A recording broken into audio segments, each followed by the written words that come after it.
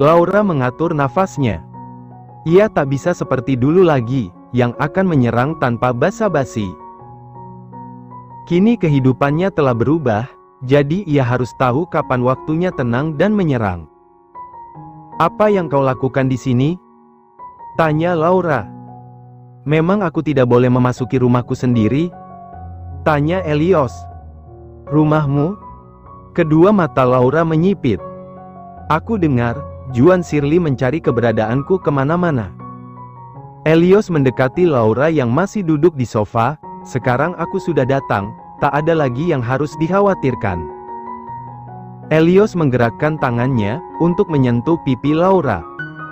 Namun pergerakannya terhenti, karena Hans mencengkram tangannya. "Jangan sentuh nyonya," ujar Hans. "Hah?" Helios menepis tangan Hans. "Berani sekali, Anastaris, rendahan sepertimu menyentuh anggota keluarga Shirley. Masuk kemari dan mengoceh sembarangan, kau pasti punya 9 nyawa." Laura kembali membaca buku. "Berani sekali kau mengabaikanku." Helios hendak menyentuh Laura, namun tangannya kembali ditahan oleh Hans dengan kuat. "Bagaimana bisa Anastaris ini masuk kemari?" tanya Laura. "Bukankah panggilan itu terlalu kasar?" Laura menatap Ash Victor, yang masuk ke dalam kamarnya. "Paman, ini kamar pribadi." "Benarkah? Maaf atas ketidaksopananku." Ash mendekat. Dia adalah Helios Shirley, orang yang dicari oleh Juan. Laura tak begitu peduli. "Oh, begitu. Dia akan tinggal di sini mulai hari ini," ujar Ash. Laura mengabaikan perkataan Ash. "Paman, apa kau sudah membuat janji untuk datang?" "Apa?" Laura masih menatap lembaran buku. "Apa kau membuat janji, sebelum datang kemari?" "Aku hanya mengantar." "Jadi, Paman tidak membuat janji?" Laura menutup bukunya, memberi tatapan tajam ke arah Ash. "Menurut peraturan Shirley, hanya orang-orang yang membuat janji atau seseorang dengan undangan yang boleh masuk kemari. Kecuali, mereka adalah seseorang yang memiliki hak keluar masuk mansion." "Hans." Tuan Victor memaksa masuk ke dalam, bahkan saat penjaga di depan telah menolak berkali-kali. Beliau juga menodongkan senjata karena tak dibiarkan masuk. Pada akhirnya, Tuan Victor menerobos masuk ke dalam, balas Hans. Menerobos masuk ke dalam rumah orang lain, benar-benar tindakan yang buruk. "Oh, apakah Victor memang mendapatkan pendidikan seperti ini?" Ash kesal. "Itu karena ini penting. Sepenting apapun juga, aku tidak bisa melanggar peraturan Shirley. Jadi, aku minta maaf, aku tidak bisa menerima kalian berdua di sini." Laura melirik Helios yang terlihat sangat kesal. Dia menunjukkan ekspresinya dengan jelas. Helios menggertakkan giginya. "Sialan, apa ini benar-benar Laura Alexa? Kenapa dia bersikap berbeda? Padahal aku berniat memancingnya, jadi dia bisa menunjukkan keburukannya sebagai seorang nyonya. Bagaimana dia bisa tetap tenang di situasi seperti ini?" Ash menenangkan dirinya. "Baiklah, aku minta maaf karena sudah menerobos masuk dengan tidak sopan. Tapi, Laura Shirley, bukankah kau terlalu meninggi? Kau hanya seorang istri, bukan pemimpin." Ash terdiam, saat melihat sebuah cincin di jari telunjuk Laura. Ia tak bisa menyembunyikan keterkejutannya, begitu tahu itu adalah lambang kepala keluarga Shirley. Ash ingat betul, dulu ayahnya selalu memakai cincin itu kemanapun, bahkan saat tidur. Karena cincin tersebut melambangkan seorang pemimpin keluarga Shirley. Cincin itu pun jatuh ke tangan Juan, sebagai pemimpin berikutnya. Lalu kenapa cincin itu bisa ada pada Laura? Paman penasaran dengan cincin ini, ya? Laura tersenyum sambil menunjukkan cincin Shirley. "Suamiku bilang, dia menitipkan Shirley padaku selama dia pergi. Beban seperti itu terlalu berat untuk ditanggung seorang wanita sepertimu. Ash mengulurkan tangannya, berikan cincin itu. Untuk apa? Tanya Laura. Memberinya pada seseorang yang lebih pantas memimpin saat kepala keluarga sedang pergi. Ash melirik Helios yang langsung tersenyum. Fat.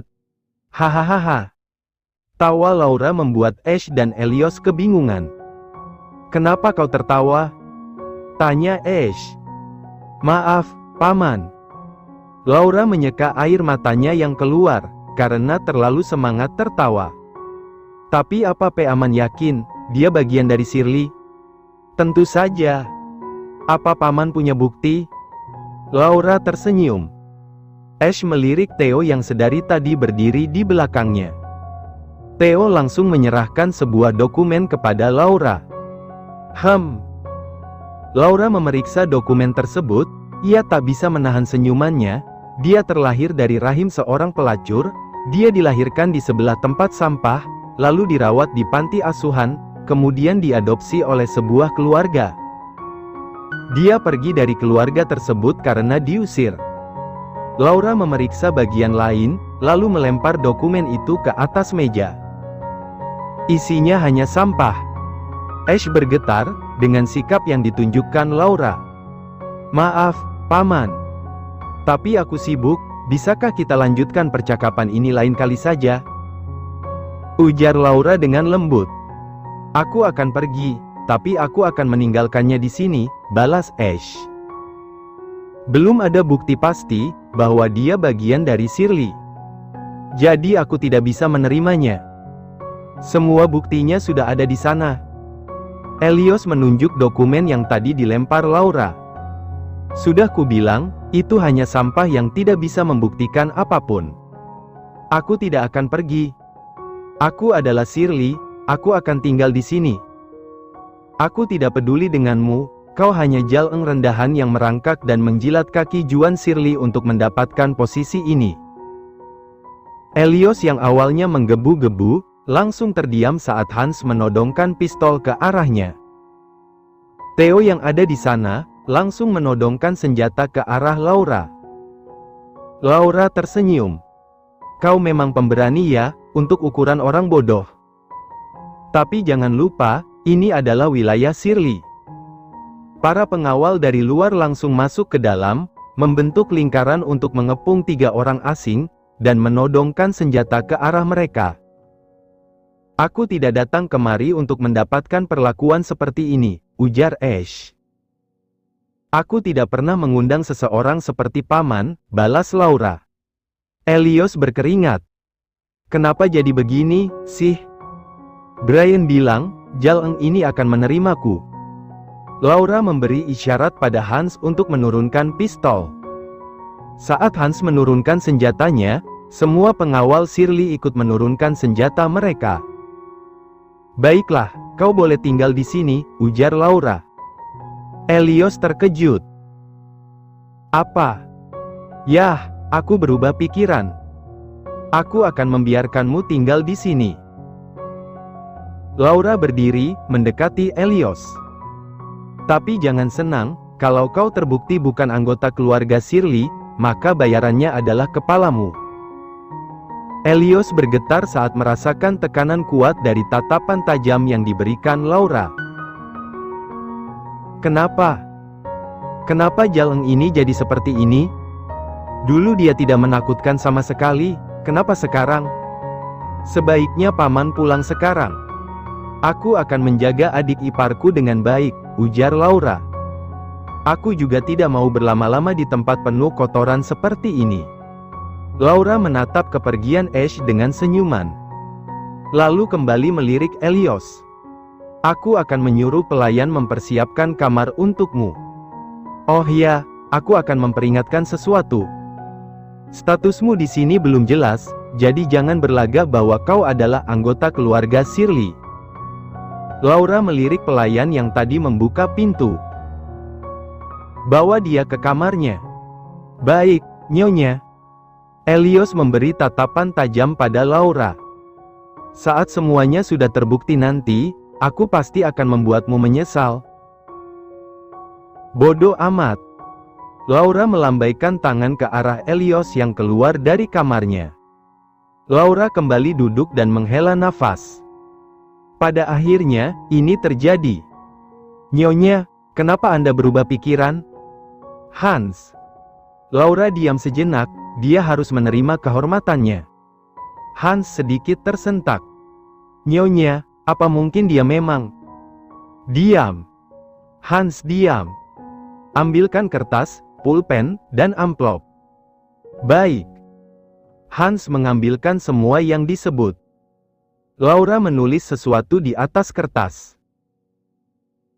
Kata-katanya singkat, namun rumit. Laura tahu, Hans yang ada di belakangnya tak akan pernah membaca apa yang dia tulis. Karena Hans mempercayainya dan sudah menjadi bawahan setia. Kirim ini kepada Bianca Ran. Laura memberi kertas yang telah dimasukkan ke dalam amplop, dan diberi lambang cap keluarga Shirley.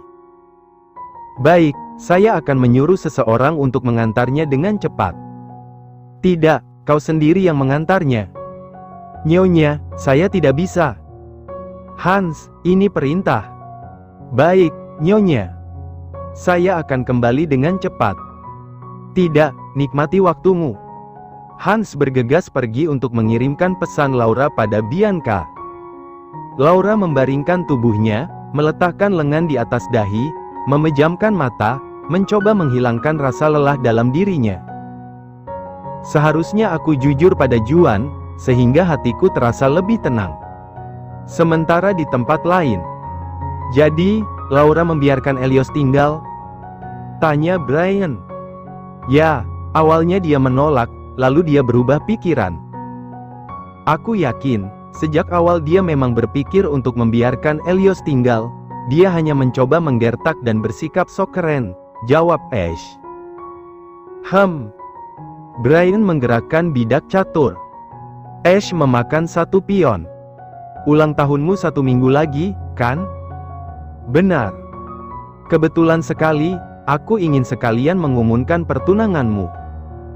Brian yang sedang berpikir untuk menggerakkan bidak yang mana, langsung fokus pada perkataan Ash.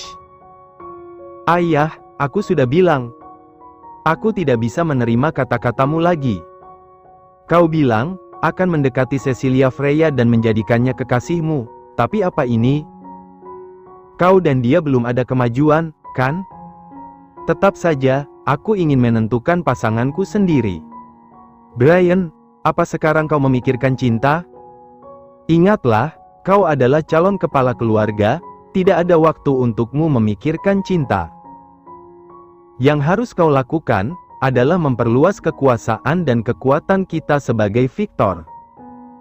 Brian tak membalas. Putri kedua dari keluarga Evans tertarik padamu. Dia adalah kandidat terbaik dari semuanya. Keluarganya juga masuk daftar 20 keluarga besar di Amerika. Aku akan mengatur pertemuan kalian beberapa hari lagi. Ash memberi Brian tatapan tajam, kau tidak akan mengecewakanku kan, putraku? Brian tersenyum. Tentu saja tidak, ayah. Aku adalah putra yang baik, jadi aku akan mengikuti perkataan ayah. Baguslah, kau menyadari posisimu. Theo mendekati Ash. Tuan, Nyonya Smith telah tiba. Ash berdiri. Aku ingin bicara lebih lama denganmu, sayang sekali aku tidak punya banyak waktu. Nikmati waktu ayah.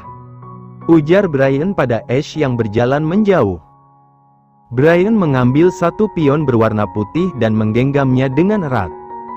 Putri kedua Evans, kalau begitu Lillian Evans kan? Brian membuka genggamannya. Pion tersebut telah patah menjadi 2. Lagi-lagi ada serangga yang mengganggu kehidupanku. Hah, akhirnya. Gina melonggarkan dasi yang ia pakai, saat dirinya tiba di ruang istirahat. Gina melirik Juan yang duduk di depannya, sedang sibuk memainkan ponsel. Masih ada 3 jadwal pertemuan lagi. Kau berencana melakukan semuanya hari ini? Tentu. Aku mau cepat pulang, jadi cepatlah istirahat, balas Juan. Gina merengut pelan. hingga ia mendengar kabar lewat earpiece yang ia pakai. Kabar ini berasal dari pemimpin kelompok khusus. Bagaimana bisa Victor masuk ke dalam mansion? Celetuk Gina. Juan mengangguk. Benar, itu aneh. Para pengawal yang berjaga di sepanjang jalan menuju gerbang, harusnya tahu kalau tamu tanpa undangan dan kabar tidak boleh masuk. Mereka akan menembak sesuai peraturan Shirley. Dari yang kudengar, para pengawal membiarkan mereka lewat, karena Victor mengancam dengan senjata. Gina menyentuh dagunya, mustahil penjaga gerbang akan takut dengan senjata. Benar. Gina kesal. Kenapa kau santai sekali, sih? Dia menerobos masuk, loh. Saat ini, aku tidak sedang memegang kendali di mansion. Aku menyerahkan kekuasaan penuh atas kepemimpinan di mansion kepada Laura. Hah? Maksudmu, Laura sengaja melemahkan penjagaan? Bukan melemahkan penjagaan. Dia sengaja membiarkan Victor masuk ke dalam. Kenapa? Gina mendengar kabar lain dari earpiece. Kabar berikutnya, membuat ia tak karuan. Ash Victor membawa cucu ketiga bersamanya. Dan cucu ketiga itu, adalah batch asteris ngan yang kau pukul saat di markas besar? Elios, benar. Yang benar saja. Laura bahkan membiarkannya tinggal. Gina tersentak, tunggu, jangan bilang, alasanmu membiarkan Hans mengawal Laura, karena kau sudah memperkirakan semua ini akan terjadi. Juan mengangguk. Brian membuat sedikit masalah. Gina tak tahu harus bereaksi seperti apa lagi. Bagaimana jika Elios benar-benar cucu ketiga itu? Aku tidak mengetahui apa-apa, karena semua jawaban ada pada Laura. Hanya tinggal menunggu, kapan dia akan berkata jujur padaku. Gina pusing. Kenapa semuanya jadi serumit ini? Laura pasti memiliki alasan besar, kenapa dia tidak mau memberitahu siapa cucu ketiga itu. Jika memang benar Elios adalah cucu ketiga, maka itu masuk akal, bagi Laura bersikap seperti ini. Dia pasti tidak mau, kalau seseorang sepertinya masuk ke dalam Shirley. Menurutmu bagaimana? Juan mengendikkan bahu. Kemungkinan besar, iya. Gina menghela nafas. Ini menyebalkan. Juan berdiri. Ayo lanjutkan pekerjaan kita. Apa? Aku baru istirahat sebentar. Gina mengikuti Juan dengan lesu. Aduh. Gina terkejut, karena ia malah menabrak Juan yang berhenti tiba-tiba. Hei, ada apa? Juan terdiam, sambil membaca pesan masuk dari ponselnya. Gina yang penasaran, mengintip pesan tersebut. Belum sempat ia membaca, Juan sudah memasukkan ponselnya ke dalam saku celana. Ekspresi Juan berubah marah. Ayo kembali ke mansion. Sekarang. Di tempat lain. Siapa kau? Hans menunjukkan wajahnya lewat jendela mobil, ke arah pengawal yang sedang berjaga di gerbang masuk sebuah rumah sederhana, tempat Bianca sedang beristirahat. Hans, dari Shirley. Aku datang membawa pesan penting dari Nyonya Shirley, untuk Nona Bianca Ran. Apa kau sudah membuat janji sebelumnya? Belum. Maka, kau tidak boleh masuk. Hans keluar dari mobil. Maaf, tapi ini penting. Tidak Bi, pengawal tersebut kehilangan kesadarannya sebelum menyelesaikan kata-kata, karena hantaman di perut oleh Hans. Melihat itu, pengawal lain yang berjaga langsung menyerang Hans. Dengan mudah, mereka semua dibuat tumbang, tanpa terluka serius. Hans melompati pagar yang lumayan tinggi. Saat mendarat, semua pengawal yang sedang berjaga, langsung menodongkan senjata api ke arahnya. Hans menarik pisau panjang yang ia simpan di pinggang, ia mengurungkan niatnya untuk menggunakan senjata, saat sadar kalau itu tindakan bodoh. Serang. Seseorang langsung terpental saat menyerang Hans. Yang lainnya menarik pelatuk, melesatkan peluru ke arah Hans. Pria itu menghindar dengan mudah, tidak membiarkan peluru tersebut menggoresnya sedikit pun, walau ujung rambut atau pakaiannya. Ah! Semua pengawal tumbang kurang dari 5 menit. Hans berjalan memasuki bangunan sederhana. Saat masuk, ia langsung menemukan Bianca yang sedang membaca majalah dengan santai. Hans memberi salam singkat, lalu menyerahkan amplop tersebut. Bianca melirik amplop sebentar, ia tidak tertarik. "Ini dari tuanmu?" Nyonya yang mengirimnya. Bianca menutup majalah, mengambil amplop, lalu membaca surat. Wajah datar Bianca berubah jadi terkejut. Hans tidak tahu isi surat tersebut, ia jadi sedikit khawatir saat melihat ekspresi Bianca yang tidak mengenakan. "Begitu, ya. Jadi cucu ketiga sudah ditemukan." Hans terkejut. "Jadi Elios benar-benar?" "Ini sangat mendadak. Laura bilang dia akan mengadakan pesta penyambutan cucu ketiga besok malam di mansion. Dia sudah menyebar undangan saat surat ini tiba." Bianca menatap Hans yang tidak dapat mengontrol ekspresinya. "Nyonyamu meminta bantuanku." "Bantuan? Dia ingin aku mempersiapkan pesta dengan baik. Karena ini terlalu mendadak, aku membutuhkan bantuanmu." "Maafkan saya harus kembali ke Shirley. Tuan memerintahkan saya untuk menjaga Nyonya." "Nyonya Shirley sendiri, yang memintaku menggunakanmu sesuka hatiku." Bianca melipat kertas, sehingga hanya kalimat terakhir saja yang terlihat. Ia menunjukkannya pada Hans. Benar saja, dalam pesan itu, Laura meminta Bianca untuk menggunakan Hans sesuka hatinya demi memperlancar acara itu. Bianca tersenyum. "Jadi, bisakah kita mulai sekarang?"